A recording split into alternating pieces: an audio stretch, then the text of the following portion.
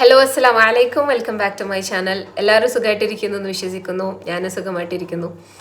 ഇപ്പോൾ നമ്മുടെ latest trend of watch എന്ന് പറയുന്നത് ബിഗ് ബോസ് ആണല്ലോ. ബിഗ് ബോസ് പുതിയ സീസൺ തുടങ്ങിയപ്പോൾ കുറച്ച് ദിവസമൊക്കെ ആയി തോന്നുന്നു അല്ലേ. ഭയങ്കര കോലാഹലങ്ങളും ഒച്ചപ്പാടുകളൊക്കെ സമൂഹത്തിൽ പ്രതിഫലിക്കാൻ തുടങ്ങി. ഒരു ബിഗ് ബോസ് ഹൗസിനകത്ത് മാത്രമല്ല, വഴക്കും ചീത്തവളിയും കാര്യങ്ങളൊക്കെ ബിഗ് ബോസിന്റെ പുറത്തും ഈ സംഭവങ്ങളൊക്കെ തുടങ്ങിയെന്നല്ല, വളരെ മൂർച്ഛാവസ്ഥയിൽ തന്നെ പല ദിവസങ്ങളിലും നമ്മൾ, അതായത് കോമൺ പീപ്പിൾ നമ്മളത് ഏറ്റെടുക്കാറുണ്ട്. അപ്പോൾ ഞാൻ പലപ്പോഴും ചിന്തിക്കാറുണ്ട്, എന്തുകൊണ്ടാണ് ഇങ്ങനെ ഒരു ബിഗ് ബോസ് എന്ന് പറഞ്ഞൊരു പ്ലാറ്റ്ഫോം എന്താണ് അതിൻ്റെ റെലവൻസ്, എന്താണ് അതിൻ്റെ ആവശ്യകത എന്നൊക്കെ ഞാനിങ്ങനെ ആലോചിക്കാറുണ്ടായിരുന്നു. അപ്പോൾ ഞാനിങ്ങനെ അതിനെക്കുറിച്ച് റിസർച്ച് ചെയ്ത സമയത്ത് എനിക്ക് കിട്ടിയിട്ടുള്ള കുറച്ച് കാര്യങ്ങളുണ്ട്. ഒന്നാമത്തെ കാര്യം എന്ന് പറഞ്ഞു കഴിഞ്ഞാൽ, ബിഗ് ബോസിൻ്റെ സക്സസ് എന്ന് പറയുന്നത് അതിൻ്റെ ഒരു സോഷ്യൽ അക്സെപ്റ്റൻസ് ആണ്. സാധാരണക്കാരായ മനുഷ്യർ മുതൽ അത്യാവശ്യം എഡ്യൂക്കേറ്റഡ് ആയിട്ടുള്ള സാധാരണക്കാരായ മനുഷ്യർ എഡ്യൂക്കേറ്റഡ് അല്ലേ എന്നുള്ളത് വേറെ ചോദ്യം. എഡ്യൂക്കേറ്റഡ് ആണ് ഞാൻ ഉദ്ദേശിച്ചത്. സാധാരണക്കാരായ മനുഷ്യരും അല്ലാത്തവരും എല്ലാവരും ഒരുപോലെ കാണുന്ന ഒരു ഷോ ആണ് ബിഗ് ബോസ് എന്ന് പറയുന്നത്. ഒന്നാമത്തേത്, നമ്മളൊക്കെ ഫാൻഡം ഇഷ്ടപ്പെടുന്ന ആളുകളാണ്. അപ്പോൾ ബിഗ് ബോസിനകത്ത് വരുന്ന ആളുകളൊന്നും സാധാരണക്കാരല്ല. നമ്മൾ പലപ്പോഴും സോഷ്യൽ മീഡിയയിൽ ഫോളോ ചെയ്യുന്ന ആളുകൾ, അതല്ലാന്നുണ്ടെങ്കിൽ വേറെ പല സ്പേസുകളിലായിട്ട് നമ്മൾ ഫോളോ ചെയ്യുന്ന പല ആളുകളുമാണ് അതിനകത്ത് കോണ്ടസ്റ്റൻസ് ആയിട്ട് വരുന്നത്. സാധാരണക്കാർ വളരെ കുറവായിട്ട് മാത്രമേ വരാറുള്ളൂ. എന്തെങ്കിലും ഒരു റീസൺ കൊണ്ട് ആളുകൾ അക്സെപ്റ്റ് ചെയ്തിട്ടുള്ള, അതായത് സമൂഹം അക്സെപ്റ്റ് ചെയ്തിട്ട്, അല്ലെങ്കിൽ സമൂഹം അവരെക്കുറിച്ച് അറിയാൻ താല്പര്യപ്പെടുന്ന ആളുകളാണ് ബിഗ് ബോസ് ഹൗസിൽ വരാറുള്ളത്. ഫിലിം സെലിബ്രിറ്റീസ് വരാറുണ്ട്, അതുപോലെ സോഷ്യൽ മീഡിയ ഇൻഫ്ലുവൻസേഴ്സ് വരാറുണ്ട്, പ്ലേയേഴ്സ് വരാറുണ്ട്, ജിംനേഷ്യൻസ് വരാറുണ്ട്, പിന്നെ അതുപോലെ തന്നെ സോഷ്യൽ ആക്ടിവിസ്റ്റുകൾ വരാറുണ്ട്, ട്രാൻസ്ജെൻഡേഴ്സ് വരാറുണ്ട്, ലെസ്ബിയൻസ്, ഗേ, ഇങ്ങനെയുള്ള ബൈസെക്ഷൽ കാറ്റഗറി, ഇങ്ങനെയുള്ള ആളുകളാണ് ആക്ച്വലി ഇങ്ങനെ ബിഗ് ബോസ് ഷോയിൽ വരാറുള്ളത്. ഇതന്നെയാണ് ഇതിൻ്റെ ഒരു സക്സസ് എന്ന് പറയുന്നത്. സാധാരണക്കാർ വരുമ്പോൾ അവരുടെ ജീവിതത്തെക്കുറിച്ച് പ്രത്യേകിച്ച് അറിയാൻ ആർക്കും താല്പര്യം ഉണ്ടാവില്ല. പക്ഷെ നമ്മൾ സോഷ്യൽ മീഡിയയിലൂടെയും അല്ലാതെയൊക്കെ നമ്മൾ ഫോളോ ചെയ്യുന്ന, അല്ലെങ്കിൽ നമ്മൾ അവരെ കുറിച്ച് അറിയണം എന്ന് ആഗ്രഹിക്കുന്ന അങ്ങനെയുള്ള ആളുകളാണ് ഈ ഒരു ബിഗ് ബോസ് ഷോയിൽ വരാറുള്ളത്. അപ്പോൾ അതുകൊണ്ട് തന്നെ അവരുടെ ജീവിതം എന്താണെന്ന് അറിയാനും, നമ്മൾക്കറിയാലോ ഈ ഒരു റിയാലിറ്റി എന്ന് പറഞ്ഞാൽ നമ്മളൊക്കെ ഒരു ഹൈപ്പർ റിയാലിറ്റിയിൽ ജീവിക്കുന്ന ആളുകളാണ്. നമ്മളൊക്കെ വരെ ഇൻസ്റ്റാഗ്രാമിലൂടെയും ചില സിനിമകളിലൂടെയും അതുപോലെ തന്നെ സോഷ്യൽ മീഡിയയിലൂടെയൊക്കെ മാത്രം കാണുന്ന ആളുകളാണ്. അപ്പോൾ അവരെ നേരിട്ട് നമുക്ക് എക്സ്പീരിയൻസ് ചെയ്ത് അറിയാനും, അവരുടെ സ്വഭാവം എന്താണെന്ന് അറിയാനും, അവരെങ്ങനെ ഒരു സിറ്റുവേഷൻ റിയാക്ട് ചെയ്യും എന്നറിയാനൊക്കെ നമുക്ക് ഭയങ്കര താല്പര്യം ഉണ്ടാവും. അതാണ് ഇതിൻ്റെ ഒരു ഒന്നാമത്തെ സക്സസ് എന്ന് പറയുന്നത്. ആളുകൾക്ക് ഇങ്ങനെയുള്ള സെലിബ്രിറ്റീസ് വരുമ്പോൾ അവരെക്കുറിച്ചുള്ള ജീവിതത്തെക്കുറിച്ച് അറിയാനുള്ള ഒന്നാമത്തെ താല്പര്യമാണ് ഈ ബിഗ് ബോസ് ഷോ ഇത്രയും സക്സസ്ഫുൾ ആയിട്ട് നടക്കാനുള്ള കാര്യം എന്ന് പറയുന്നത്. പിന്നെ ഇതൊരു വലിയ കൈൻഡ് ഓഫ് ഒരു സോഷ്യൽ എക്സ്പെരിമെൻ്റ് ആണ് കേട്ടോ. ഒരു വലിയ സോഷ്യൽ എക്സ്പെരിമെൻ്റ് ആണെന്ന് തന്നെ പറയാം. കാരണം ഡിഫറെൻറ്റ് ബാക്ക്ഗ്രൗണ്ടിലുള്ള ആളുകൾ, ഡിഫറെൻറ്റ് ബാക്ക്ഗ്രൗണ്ട് എന്ന് പറയുമ്പോൾ ഡിഫറെൻറ്റ് റിലീജിയസ് ആയിട്ടുള്ള ആളുകൾ, റിലീജിയൻ ഇല്ലാത്ത ആളുകൾ, മോഡേൺ ആയിട്ടുള്ള ആളുകൾ, ട്രഡീഷണൽ ആയിട്ടുള്ള ആളുകൾ, ട്രഡീഷണൽ മെൻറ്റാലിറ്റി ഉള്ള ആളുകൾ, അങ്ങനെ പല ഡിഫറെൻറ്റ് പീപ്പിൾ, അതായത് ഹെട്രോജീനിയസ് ആയിട്ടുള്ള ഒരു കൂട്ടം ആളുകളെയാണ് ഒരു ഡ്യൂറേഷൻ ഓഫ് പീരിയഡിന് ഒരു മുറിക്കകത്ത് അല്ലെങ്കിൽ ഒരു സിസ്റ്റത്തിനകത്ത് അടച്ചിടുന്നത്. അപ്പോൾ അവർക്ക് പുറത്തേക്ക് കമ്മ്യൂണിക്കേഷൻ ഇല്ല. പിന്നെ അതുപോലെ തന്നെ അവർക്ക് പുറം ലോകവുമായിട്ട് യാതൊരു ടച്ചും ഇല്ല. അപ്പോൾ നമ്മൾ എത്ര ആക്ട് ചെയ്യാൻ ശ്രമിച്ചു കഴിഞ്ഞാലും at certain point of time നമ്മുടെ സ്വഭാവം പുറത്തേക്ക് വരും. ചിലപ്പോൾ കുറച്ച് ദിവസത്തേക്കൊക്കെ ആക്ടിങ് പോസിബിൾ ആയിരിക്കും. പക്ഷേ at the end of the show ഒരു പകുതിയൊക്കെ ആകുമ്പോഴത്തേക്കും ഒട്ടുമിക്ക ആളുകളുടെയും ഒറിജിനൽ ഫേസ് പുറത്ത് വന്നിട്ടുണ്ടാവും, മാസ്ക് റിവീൽ ആവും. അപ്പോൾ എത്ര ഗുഡ് ബുക്കായിട്ട് നടക്കാൻ ശ്രമിച്ചു കഴിഞ്ഞാലും at one point of time പ്രേക്ഷകർക്ക് മനസ്സിലാവും ഇതാണ് ഇവരുടെ ഒറിജിനൽ സംഭവം എന്നുള്ളത് നമുക്ക് എന്തായാലും മനസ്സിലാക്കാനായിട്ട് പറ്റും. അപ്പോൾ അതൊരു മറ്റൊരു പ്രത്യേകതയാണ് കേട്ടോ. ഒരു സോഷ്യൽ എക്സ്പെരിമെൻ്റാണ്. ആക്ച്വലി ഇങ്ങനത്തെ എക്സ്പെരിമെൻറ്റേഷന് മുന്നേ പല സമയങ്ങളിലായിട്ട് പല സംഭവങ്ങളിൽ നടന്നിട്ടുണ്ട്. ഇപ്പോൾ ഒരു എക്സാമ്പിൾ പറയുകയാണെങ്കിൽ, ഞാനിപ്പം കഴിഞ്ഞ മാസം BEd എക്സാമിന് പഠിക്കുന്ന സമയത്ത് അതിനകത്തുണ്ടായിരുന്നു പൗലോസ് ക്രിട്ടിക്കൽ കണ്ടീഷനിങ് തിയറി. പൗലോസ് കണ്ടീഷനിങ് തിയറി ഉണ്ട്. പിന്നെ അതുപോലെ തന്നെ സ്കിന്നറിൻ്റെ കണ്ടീഷനിങ് തിയറി ഉണ്ട്, തൊണ്ടേക്കിൻ്റെ കണ്ടീഷനിങ് തിയറി ഉണ്ട്. ഇതിലൊക്കെ ഓരോ ആനിമൽസിനെ കിട്ടിയിട്ടാണ് ഇവർ ആക്ച്വലി തിയറി ഫോർമുലേറ്റ് ചെയ്യുന്നത്. അപ്പോൾ ഇതൊക്കെ എക്സ്പെരിമെൻറ്റ്സ് ആണ്. ഒരു സ്ഥലത്തിനകത്ത് ഇവരെ അടച്ചിട്ടിട്ട് ഇവരെങ്ങനെയാണ് റിയാക്ട് ചെയ്യുന്നത് എന്നുള്ളത് നോക്കാനുള്ള ഓരോ തിയറീസാണ് ഇതൊക്കെ വരുന്നത്. അപ്പോൾ ഈ എക്സ്പെരിമെൻറ്റേഷൻ എന്ന് പറഞ്ഞു കഴിഞ്ഞാൽ ഇതിലൂടെയാണ് മനുഷ്യന്മാരുടെ സൈക്കോളജി ടെസ്റ്റ് ചെയ്യാൻ പറ്റുക. അപ്പോൾ ചില ആളുകളുണ്ടാവും ഫാമിലിയിൽ നിന്ന് മാറി നിൽക്കുമ്പോൾ പ്രശ്നം വരുന്നവർ, അതുപോലെ തന്നെ ഫോൺ ഉപയോഗിക്കാതെ നിൽക്കുന്ന സമയത്ത് പ്രശ്നം വരുന്നത്. ഇന്നത്തെ കാലത്തൊക്കെ എന്ന് പറഞ്ഞാൽ ബിഗ് ബോസിൻ്റെ റെലവൻസ് എന്ന് പറയുന്നത് മൊബൈൽ ഫോൺ ഇല്ലാത്തൊരു ലോകം പോസിബിൾ അല്ല നമ്മൾ പറയും. പക്ഷേ ഇത്രയും കണ്ടസ്റ്റൻസിന് അറൗണ്ട് 3 months മൊബൈൽ ഫോൺ ഉപയോഗിക്കാൻ പറ്റില്ല. ലാസ്റ്റ് വരെ നിൽക്കുന്ന ആളുകൾക്ക് അതൊരു വലിയൊരു എക്സ്പെരിമെൻ്റ് തന്നെയാണ്.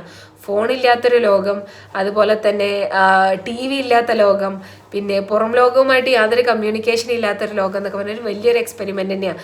ചില ആളുകൾക്കൊക്കെ ഭ്രാന്ത് വരും, അത്രയും ഇഷ്യൂ ഉണ്ടാവും. അതുകൊണ്ടാണ് ചെറിയ ഇഷ്യൂ വരുമ്പോൾ പോലും പൊട്ടിത്തെറിക്കുന്നതൊക്കെ. ഇവരുടെ സൈക്കോളജിക്കലി ഉള്ള ഒരു ടെസ്റ്റാണ് ഇതിനകത്ത് ആക്ച്വലി സംഭവിക്കുന്നത്. പിന്നെ ഇതിനകത്ത് സംഭവിക്കുന്ന മറ്റൊരു കാര്യം എന്ന് വെച്ചാൽ ആളുകളുടെ ഒറിജിനൽ സ്വഭാവം, നമ്മൾ എത്ര ഫേക്ക് ആവാൻ ശ്രമിച്ചു കഴിഞ്ഞാലും നമ്മുടെ സ്വഭാവം അതെങ്ങനെയാണെങ്കിലും അത് പുറത്തു വന്നിരിക്കും എന്നുള്ളതാണ്. അപ്പം അതിനൊക്കെയുള്ള എക്സാമ്പിൾസാണ് ഇപ്പം നമ്മൾ കണ്ടുകൊണ്ടിരിക്കുന്നത്. ഇപ്പം ഇപ്പോഴത്തെ ബിഗ് ബോസിനകത്ത് തന്നെ കുറേ, ഞാൻ ആരും പേരെടുത്ത് പറയാനോ കുറ്റപ്പെടുത്താനൊന്നും ഞാൻ തയ്യാറല്ല. പിന്നെ ഞാനിങ്ങനെ വിചാരിച്ചു ഓരോ ആളുകളെ കുറിച്ചൊക്കെ വീഡിയോ ചെയ്താലോ വിചാരിച്ചു. പിന്നെ ഞാൻ വിചാരിച്ചു എന്തിനാണ് വെറുതെ ഓരോ ആളുകളെ കുറ്റം പറഞ്ഞുകൊണ്ട് അവരുടെ പാവത്തിൻ്റെ കറയും കൂടെ എൻ്റെ പോക്കറ്റിലാക്കുന്നതെന്ന് വിചാരിച്ചിട്ട് ഞാൻ ആരും പേരെടുത്ത് പറയണ്ട എന്ന് വിചാരിച്ചു. പക്ഷേ എങ്കിൽ കൂടെ ഇതിനകത്ത് ഒരുപാട് പ്രശ്നങ്ങളുണ്ട്. പ്രശ്നങ്ങൾ എന്തൊക്കെയാന്ന് വെച്ചാൽ ആളുകളുടെ സ്വഭാവം കറക്റ്റായിട്ട് പുറത്തു വരുന്നുള്ളതാണ്. മനുഷ്യന് ഒരു ബേസിക് ഇൻസ്റ്റിങ്ക്റ്റ് ഉണ്ട്. നമ്മൾ ഈ ഒരു സ്വഭാവം ഇങ്ങനെയായിട്ട് നടക്കാനുള്ള കാരണം എന്താ വെച്ചാൽ നമ്മൾ ഒരുപാട് മാസ്കുകളുടെ മറവിലാണ് നിൽക്കുന്നത്. ഏറ്റവും വലിയൊരു മാസ്ക് എന്ന് പറഞ്ഞാൽ റിലീജിയൻ ഒരു വലിയ മാസ്കാണ്. ആ റിലീജിയനാണ് നമ്മളെ പല കാര്യങ്ങളും ചെയ്യരുത് എന്ന് പറഞ്ഞ് വിലക്കുന്ന ഒരു സംഭവം. നമ്മുടെ ഫാമിലി ഒരു മാസ്കാണ്. ഫാമിലിക്ക് ഇഷ്ടമില്ലാത്ത കുറേ കാര്യങ്ങൾ നമ്മൾ ചെയ്യാതിരിക്കുന്നുണ്ട്. അതുപോലെ നമ്മുടെ എഡ്യൂക്കേഷൻ ഒരു മാസ്കാണ്. എഡ്യൂക്കേറ്റഡ് ആയതുകൊണ്ട് നമ്മൾ ചെയ്യാത്ത പല കാര്യങ്ങളുണ്ട് അല്ലേ. പിന്നെ അതുപോലെ തന്നെ സൊസൈറ്റി ഒരു മാസ്കാണ്. സമൂഹത്തിന് എന്ത് തോന്നുന്നു വിചാരിച്ച് ചെയ്യാത്ത ഒരുപാട് കാര്യങ്ങളുണ്ട്. അങ്ങനെ ഇതെല്ലാമാണ് ഒരു മനുഷ്യനെ ഒരു മനുഷ്യനാക്കി മാറ്റുന്നത്. ശരിക്കും മൃഗങ്ങളെ പോലൊക്കെ തന്നെ നമുക്ക് ബേസിക് ആയിട്ടുള്ള കുറേ ഇൻസ്റ്റിങ്ക്ട്സ് ഉണ്ട്. ഈ ഇൻസ്റ്റിങ്ക്റ്റുകളെല്ലാം നമ്മൾ അവിടെ ഹൈഡ് ചെയ്തുകൊണ്ട് ജീവിക്കുന്നത് എന്തുകൊണ്ടാണ്? അത് നമ്മൾ കുറേ സംഭവങ്ങളെ ഭയപ്പെടുന്നു, അല്ലെങ്കിൽ കുറേ മാസ്കുകൾ നമ്മൾ ഇടുന്നു എന്നുള്ളതാണ്. ഒരു കുട്ടി, ചെറിയൊരു കുട്ടി ജനിച്ചിട്ട് സൂസു പബ്ലിക്കായിട്ട് ചെയ്തു കഴിഞ്ഞാൽ ആളുകൾ കളിയാക്കും, അല്ലെങ്കിൽ ആളുകൾക്ക് എന്ത് തോന്നും എന്ന് മനസ്സിലാകുന്ന സമയത്ത് മുതൽ ആ കുട്ടി പബ്ലിക്കായിട്ട് സൂസു ചെയ്യില്ല, പോട്ടി ചെയ്യില്ല. കുട്ടി എന്താ ചെയ്യുക? ബാത്റൂമിൽ പോവും, അല്ലെങ്കിൽ പ്രൈവറ്റായിട്ടേ ഇങ്ങനത്തെ കാര്യങ്ങളൊക്കെ ചെയ്യുള്ളൂ. അതൊക്കെ ഓരോ മാസ്കുകൾ ഇട്ട് തുടങ്ങണം. ഒരു ജനിക്കുന്നൊരു കുട്ടിക്ക് മാസ്ക് ഇല്ല. കുട്ടിക്ക് വിശക്കുമ്പോൾ കരയും, അതുപോലെ തന്നെ പോട്ടി ചെയ്യാൻ തോന്നുമ്പോൾ അത് പോട്ടി ചെയ്യും, പിന്നെ അതുപോലെ തന്നെ ഫീഡ് ചെയ്യണമെന്ന് തോന്നുമ്പോൾ അതിന് വേണ്ടി പോവും. അങ്ങനെ ആ ബേസിക് ഇൻസ്റ്റിങ്ക്റ്റ് മനുഷ്യന് എല്ലാവർക്കും ഉണ്ട്. അപ്പോൾ അത് കുറേ കാര്യങ്ങൾ കൊണ്ട് നമ്മൾ ഹൈഡ് ചെയ്യണം. പക്ഷേ ഇങ്ങനെയുള്ള ഒരു പ്ലാറ്റ്ഫോം, അതൊരു എക്സ്പെരിമെൻറ്റിനകത്ത് ഇതുപോലെയുള്ള മാസ്കുകളൊക്കെ പലപ്പോഴും അഴിയും. പലപ്പോഴും നമ്മൾ പല റെസ്ട്രിക്ഷനിൽ നിന്നും മാറി നിൽക്കുക. റിലീജിയസ് റെസ്ട്രിക്ഷൻ, സോഷ്യൽ റെസ്ട്രിക്ഷൻ, പിന്നെ അതുപോലെ തന്നെ ഫാമിലി റെസ്ട്രിക്ഷൻ, റിലീജിയസ് റെസ്ട്രിക്ഷൻ, ഇതൊന്നും നമ്മൾ ആ ഒരു ഹൗസിനകത്ത് പോയി കഴിഞ്ഞാൽ നമുക്ക് എക്സ്പീരിയൻസ് ചെയ്യാൻ പറ്റില്ല. അപ്പം ഞാൻ പുറത്ത് നിൽക്കുമ്പോൾ എൻ്റെ ഫാമിലി എൻ്റെ കൂടെ ഉണ്ട്, എൻ്റെ മതം, എനിക്ക് മതം പ്രീച്ച് ചെയ്യുന്ന ഒരുപാട് പേര് എൻ്റെ ചുറ്റിലുമുണ്ട്, സൊസൈറ്റി എന്നെ കാണുന്നുണ്ട്. അപ്പോൾ എനിക്ക് പേടിയുണ്ടാവും സൊസൈറ്റി എന്നെ ഇങ്ങനെ അക്സെപ്റ്റ് ചെയ്യും എന്നുള്ള കാര്യത്തിൽ. പക്ഷെ ഇതൊന്നും ഇല്ലാതെ മാറി നിൽക്കുമ്പോൾ ഒരു വീടിനകത്ത് നിൽക്കുമ്പോൾ സൈക്കി മൊത്തത്തിലായിട്ട് പുറത്തേക്ക് വരും എന്നുള്ളതാണ്. അത് പല ആളുകളുടെയും പുറത്ത് വരും. ഇതൊക്കെ തന്നെയാണ് നമ്മളിപ്പോൾ ഇപ്പോൾ നടന്നുകൊണ്ടിരിക്കുന്ന ബിഗ് ബോസിനകത്ത് കാണുന്നതൊക്കെ. പിന്നെ അതുപോലെ തന്നെ ഇതൊരു വലിയ കൾച്ചറൽ ഫിനോമിനയാണ്. കൾച്ചറൽ ഫിനോമിന ഒരുപാട് കൾച്ചേഴ്സ് നമുക്ക് മനസ്സിലാക്കാൻ ഇത് സഹായിക്കും. ഇതിപ്പം നമ്മൾ കേരള ബിഗ് ബോസ് കണ്ടു കഴിഞ്ഞാൽ കേരള കൾച്ചർ എന്താണെന്ന് അറിയാൻ പറ്റും. ഓരോ ആളുകൾ അവരുടെ ലൈഫ് സ്റ്റോറി പറയുമ്പോൾ, അതുപോലെ തന്നെ അതിനകത്തുള്ള ഓരോ സെലിബ്രേഷൻസ് വരുമ്പോൾ, ഓരോ ടാസ്കിലൂടെയൊക്കെ നമുക്ക് നമ്മളെ കൾച്ചർ മനസ്സിലാക്കാൻ പറ്റും. അതുപോലെ തന്നെയാണ് ഓരോ ലാംഗ്വേജിലുള്ള ബിഗ് ബോസുകൾ കാണുമ്പോഴും ഇതന്നെയാണ് ആക്ച്വലി സംഭവിക്കുന്നത്. എന്താ സംഭവിക്കുന്നത്? ഈ ഒരു കൾച്ചർ നമുക്ക് കിട്ടുകയാണ്. ഈ ഒരു കൾച്ചർ വെച്ചിട്ടാണ് നമ്മൾ പിന്നെ മുന്നോട്ട് അങ്ങോട്ട് കാര്യങ്ങളെ കാണുക എന്നുള്ളത്. ബിഗ് ബോസിന് പോസിറ്റീവ് എഫക്ട്സ് ഉണ്ട്, നെഗറ്റീവ് എഫക്ട്സ് ഉണ്ട്. ഇതൊരു വലിയ എൻ്റർടൈൻമെൻ്റ് ആണ് എന്നുള്ളതാണ് ഏറ്റവും വലിയ ഫാക്ടർ. ആളുകൾ ഇത് എൻജോയ് ചെയ്യാനുള്ള കാരണം ഒന്നാമത്തെ കാര്യം എന്താ വെച്ച് കഴിഞ്ഞാൽ അതിനകത്തുള്ള അടി, പിടി, കുത്ത്, ചവിട്ട്, അതുപോലെ തന്നെ കുശുമ്പ്, കുന്നായ്മ, ഇതൊക്കെ തന്നെയാണ് മനുഷ്യൻ്റെ ഉള്ളിലുള്ള ബേസിക് ഇൻസ്റ്റിങ്ക്റ്റ്. ഇതൊക്കെ എൻജോയ് ചെയ്യാൻ എല്ലാ മനുഷ്യന്മാർക്കും ഇഷ്ടമാണെന്നുള്ളതാണ് ഏറ്റവും വലിയ സത്യാവസ്ഥ എന്ന് പറയുന്നത്. നമ്മൾ എത്ര നല്ലത് ചമഞ്ഞു കഴിഞ്ഞാലും ഒരാളെ കുറ്റപ്പെടുത്താൻ കിട്ടുന്ന ഒരു സ്പേസ് നമ്മൾ കണ്ടു കഴിഞ്ഞാൽ അത് നമ്മൾ വല്ലാണ്ട് ആസ്വദിക്കും. അതിനുള്ളൊരു എക്സാമ്പിളാണ് ഇപ്പോൾ നടന്നുകൊണ്ടിരിക്കുന്ന ബിഗ് ബോസ്. അതിനകത്ത് ചില ആളുകളെ ടാർഗറ്റ് ചെയ്തുകൊണ്ടേയിരിക്കുന്നു. നമുക്കിഷ്ടമാണ് കുറ്റം പറയൽ, നമ്മളുടെ ഒരു ബേസിക് ഇൻസ്റ്റിങ്ക്റ്റ് ആണ്. നമ്മളത് പറയില്ല, ചെയ്യില്ല എന്നൊക്കെ നമുക്ക് പറയാൻ ഇഷ്ടമാണെങ്കിലും ഒരു സിറ്റുവേഷൻ വരുമ്പോൾ അത് ആസ്വദിക്കാൻ നമുക്ക് ഭയങ്കര താല്പര്യമായിരിക്കും. അപ്പോൾ അത് എന്താണ് സംഭവിക്കുന്നത്, നമ്മുടെ മനുഷ്യൻ്റെ ഒരു ബേസിക് ഇൻസ്റ്റിങ്ക്റ്റ് ആണ് എന്നാണ് അതിൽ നിന്നെല്ലാം നമുക്ക് മനസ്സിലാക്കാൻ പറ്റുന്നത്. പിന്നെ അതുപോലെ തന്നെ ഒരുപാട് കാര്യങ്ങളുണ്ട് കേട്ടോ. ബിഗ് ബോസ് എന്ന് പറഞ്ഞു കഴിഞ്ഞാൽ ഒരു വലിയൊരു സംഭവം. അതിപ്പോൾ നമ്മുടെ കേരളത്തിലോ ഇന്ത്യയിലോ ഒന്നും ഒതുങ്ങി നിൽക്കുന്നില്ല, ഒരുപാട് കൺട്രീസിൽ എക്സ്പെരിമെൻ്റ് ചെയ്യുന്ന ഒരു സംഭവമാണ്. ആളുകൾ ഇതിനെ ഭയങ്കര പോസിറ്റീവായിട്ട് കാണുന്നവരുണ്ട്. പക്ഷേ ഞാൻ എന്നെക്കുറിച്ച് പറയുകയാണെങ്കിൽ ഞാനത് അത്രത്തോളം കാണാറില്ല എന്നുള്ളത്. കാരണം ഒന്നാമത് ഒരു വൺ അവർ ലോങ് ഡ്യൂറേഷൻ ഉള്ളതുകൊണ്ട് തന്നെ കുറേ ഇവർ തമ്മിലുള്ള ടോക്സ്, ഇവർ തമ്മിലുള്ള ടോക്സിക് ഫൈറ്റ്സ്, ഇങ്ങനത്തെ സംഭവങ്ങളൊക്കെ എനിക്ക് വലിയ താല്പര്യമില്ല. ഞാൻ ഇപ്രാവശ്യത്തെ ബിഗ് ബോസ് തന്നെ ഞാൻ വിചാരിച്ചിട്ടുണ്ടായിരുന്നു തുടക്കം മുതൽ അവസാനം വരെ കാണണം എന്നൊക്കെ വിചാരിച്ചതാണ്. അപ്പോൾ ഞാൻ ഫസ്റ്റ് ഡേ തുടങ്ങി അവിടെ നിന്ന് അങ്ങോട്ട് തന്നെ അടിയാണ്. അപ്പോൾ ഒരു എനിക്ക് തോന്നുന്നു 20-30 മിനിറ്റ്സ് ആയപ്പോഴത്തേക്കും ഈ അടി തീരുന്നില്ല. ഒന്ന് കഴിഞ്ഞ് അടുത്തടി. എനിക്കതിൽ അത്രത്തോളം ഇൻട്രസ്റ്റ് ഇല്ലാത്തതുകൊണ്ട് ഞാനത് കാണാറില്ല. പിന്നെ അതിൻ്റെ ബൈറ്റ്സ് ആയിട്ട് ഞാൻ യൂട്യൂബിൽ അതുപോലെ തന്നെ ഫേസ്ബുക്കിലൊക്കെ വരുന്നത് കാണാറുണ്ട് കേട്ടോ. കാരണം നമ്മളെപ്പോഴും അപ്ഡേറ്റഡ് ആയിരിക്കണം ആളുകളെക്കുറിച്ച്, ആളുകളുടെ കാഴ്ചപ്പാടിനെക്കുറിച്ച്, സമൂഹത്തെക്കുറിച്ച്, എല്ലാത്തിനെക്കുറിച്ച്, ഈവൻ ബിഗ് ബോസിനെ കുറിച്ചൊക്കെ നമ്മൾ അപ്ഡേറ്റഡ് ആയിരിക്കണം. അപ്ഡേറ്റഡ് ഇരിക്കുന്ന ഒരാൾക്ക് മാത്രമേ ഇതിനെക്കുറിച്ചൊക്കെ ഉള്ള കൃത്യമായ കാഴ്ചപ്പാടും നിലപാടൊക്കെ ഉണ്ടാവുള്ളൂ. അപ്പോൾ ഞാൻ എല്ലാ വിഷയങ്ങളെക്കുറിച്ചും ഞാൻ അറിയാറുണ്ട്. ഇതിനെക്കുറിച്ച് ബൈറ്റ്സ് വരുന്നത്, പിന്നെ അതുപോലെ തന്നെ റിയാക്ഷൻ വീഡിയോസ് ചെയ്യുന്നവരെ പല വീഡിയോസ് ഞാൻ കാണാറുണ്ട്. കാരണം നമ്മൾ അറിഞ്ഞിരിക്കുക എന്നുള്ളത്, കാരണം ഇതൊരു വലിയൊരു എക്സ്പെരിമെൻ്റ് ആണ്. ആ എക്സ്പെരിമെൻ്റ് നമുക്ക് മിസ്സാവാൻ പാടില്ലല്ലോ. നമ്മളും അത് എന്തൊക്കെയാണ് കാര്യങ്ങൾ എന്നൊക്കെ ഉള്ളത് അറിയണം. ഇത് എൻജോയ് ചെയ്യുന്ന ഒരുപാട് പേരുണ്ട് കേട്ടോ. ഫ്രം ദ ഡേ ബിഗിനിങ് തൊട്ട് ലാസ്റ്റ് വരെ ഒരു എപ്പിസോഡ് പോലും മുടങ്ങാതെ കംപ്ലീറ്റ് ആയിട്ട് ഇരുന്ന് കാണുന്ന ആളുകളുണ്ട്. പക്ഷേ ഞാനത് തെറ്റാണെന്നല്ല പറയുന്നത്, അതൊക്കെ ഓരോ ആളുകളുടെ ഇഷ്ടങ്ങളാണ്. എനിക്കെന്തോ അതിൽ താല്പര്യമില്ലാത്തതുകൊണ്ടാണ് ഞാനത് ആക്ച്വലി വാച്ച് ചെയ്യാത്തത്. ഇഷ്ടപ്പെടുന്ന ആളുകളുണ്ടാവും, ഇറ്റ്സ് ദെയർ ലൈക്ക്. എനിക്ക് കാണാൻ ഇഷ്ടമല്ല, ഇറ്റ്സ് മൈ ലൈക്ക്, അത്രയേ ഉള്ളൂ. അപ്പോൾ ഇതൊക്കെ എനിക്ക് പറയണമെന്ന് തോന്നി. ഇതിൽ എന്തെങ്കിലും കാര്യമുണ്ടോ എന്ന് ചോദിച്ചു കഴിഞ്ഞാൽ ഐ റിയലി ഡോണ്ട് നോ. പക്ഷേ പറയണമെന്ന് തോന്നി. കാരണം ബിഗ് ബോസ് ഇപ്പോൾ നടന്നുകൊണ്ടിരിക്കുമ്പോൾ കുറേ ആർഗ്യുമെൻറ്റ്സ്, കൗണ്ടർ ആർഗ്യുമെൻറ്റ്സ് ഒക്കെ വരുന്നുണ്ട്. പിന്നെ ചില ആളുകളെ തേച്ചൊട്ടിക്കാൻ ശ്രമിക്കുന്നുണ്ട്, ചില ആളുകളെ ചെളിവാരി എറിയാനും ചില ആളുകളെ വെളുപ്പിക്കാനൊക്കെ നോക്കുന്നുണ്ട്. അപ്പോൾ അതൊക്കെ ഉള്ളൊരു സമയത്ത് ഇതൊക്കെ പറയണമെന്ന് എനിക്ക് തോന്നി, അത്രയേ ഉള്ളൂ. അപ്പം ബേസിക്കായിട്ട് ഞാൻ പറയാൻ ഉദ്ദേശിച്ചത് എന്താണെന്ന് വെച്ചാൽ, അല്ലെങ്കിൽ അറ്റ് ദ ലെവൽ ഞാൻ പറയാൻ ഉദ്ദേശിച്ചത്, ഇതൊരു സോഷ്യൽ എക്സ്പെരിമെൻ്റ് ആണ്, ഒരു എൻ്റർടൈൻമെൻറ്റ്. അപ്പോൾ അത് ആ ഒരു സെൻസിൽ കാണും, ഒന്നും സീരിയസ് ആയിട്ടൊന്നും എടുക്കണ്ട. ഒരു സോഷ്യൽ എക്സ്പെരിമെൻ്റ് ആണ്. മനുഷ്യന്മാർ പല സ്വഭാവത്തിലുള്ള ആളുകളാണ്.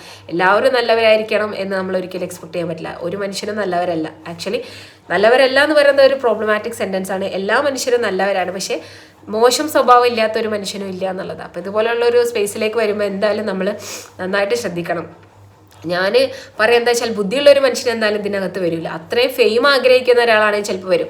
ഓക്കെ, ബിഗ് ബോസ് ഇന്ന സീസണിൽ ഞാൻ കോണ്ടസ്റ്റൻ്റ് ആയിരുന്നു, അതിൽ ഫെയിം ആണെന്ന് പറഞ്ഞ് വരാൻ താല്പര്യമുള്ളവരാണെങ്കിൽ ഓക്കെ. അതല്ലാതെ അത്യാവശ്യം ഫെയിമുള്ള ഒരാൾ, ബുദ്ധിയുള്ള ഒരാൾ ഇതിനകത്ത് വരില്ല. കാരണം മനുഷ്യൻ്റെ എല്ലാ സ്വഭാവവും സൊസൈറ്റിക്ക് മുന്നിലെത്തുക. 24/7 ക്യാമറ കണ്ണുകൾ നമുക്ക് ചുറ്റുമുണ്ട്. അതുപോലെ തന്നെ 24/7 നമ്മുടെ സൗണ്ട് റെക്കോർഡറാണ്. നമ്മുടെ ആക്ഷൻസ് ആളുകൾ കാണുന്നുണ്ട്, നമ്മുടെ സൗണ്ട് കേൾക്കുന്നുണ്ട്. അപ്പോൾ ബുദ്ധിയുള്ള ഒരാളാണെങ്കിൽ വരില്ല എന്നുള്ളത്. കാരണം നമ്മൾ പബ്ലിക്കിന് മുന്നിൽ കാണിക്കാത്ത ഒരുപാട് രഹസ്യ സ്വഭാവങ്ങൾ നമുക്കുണ്ടാവും. രഹസ്യമായിട്ട് നമ്മൾ കൊണ്ടു നടക്കുന്ന പല അട്രിബ്യൂട്ട്സ് നമുക്കുണ്ടാവും. ഇതൊക്കെ പബ്ലിക്കിന് മുന്നിൽ വരുമ്പോൾ അത് എപ്പോഴും പോസിറ്റീവായ ആളുകൾ എടുത്തോളുന്നില്ല. അത് പലപ്പോഴും നെഗറ്റീവായിട്ടാണ് വരാറുള്ളത്. അപ്പോൾ നെഗറ്റീവ് പബ്ലിസിറ്റി പോസിബിളാണ്, പോസിറ്റീവ് പബ്ലിസിറ്റി പോസിബിളാണ്. ടോക്സിക് മാൻലിഹുഡും അതുപോലെ തന്നെ ടോക്സിക് ഫീമെയിൽ ഹുഡൊക്കെ സെലിബ്രേറ്റ് ചെയ്യപ്പെടാറുണ്ട്, കല്ലേറ് കിട്ടാറുണ്ട്. അതൊക്കെ ഡിപ്പെൻസ് ആണ് ആളുകൾ എങ്ങനെ അക്സെപ്റ്റ് ചെയ്യുന്നുള്ളത്. ഒരു 5 ആൾ പറയുകയാണ് ഇയാൾ നല്ലതാന്ന് പറഞ്ഞു കഴിഞ്ഞാൽ ബാക്കി 15 ആളുകൾ ചിലപ്പോൾ അത് ഏറ്റുപാടും. അത് കഴിഞ്ഞ് ബാക്കി ഒരു 50 ആളുകൾ പറയും. അങ്ങനെ പോകും. 2 ആൾ പറയുകയാണ് ഇയാൾ മോശമാണെന്ന് പറഞ്ഞു കഴിഞ്ഞാൽ അത് ഏറ്റുപാടാനും ഇഷ്ടംപോലെ ആളുകളുണ്ടാവും. അതൊക്കെ ഒരു ഹ്യൂമൻ നേച്ചർ, സൈക്കിയാണ്. ഇപ്പോൾ ഒരു മോശപ്പെട്ട ഒരു വ്യക്തിനെ കുറിച്ച് അയാൾ നല്ലതാണ് എന്ന് പറഞ്ഞ് നമ്മളങ്ങനെ കണ്ടിന്യൂസ് ആയിട്ട് പറഞ്ഞുകൊണ്ടിരിക്കുകയാണെങ്കിൽ ആളുകൾ അത് ഏറ്റുപാടാൻ തുടങ്ങും. പിന്നെ ബാക്കിയുള്ളവർക്ക് തോന്നും ശരിയാണ്, ഇയാളെ സ്വഭാവം ഓക്കെയാണ് എന്നുള്ളത്. അതേപോലെ തന്നെ തിരിച്ചും. So it actually all depend. So it's all A part of A game. പുതിയ കളികൾ, പുതിയ എക്സ്പെരിമെൻറ്റ്സ്, പുതിയ ആളുകൾ, അത്ര മാത്രമേ ഉള്ളൂ. ബിഗ് ബോസ് ഇനിയും വരും, ഇനിയും പോകും. So that's it I wanted to say. അപ്പോൾ ശരി, ബൈ ബൈ, ടേക്ക് കെയർ.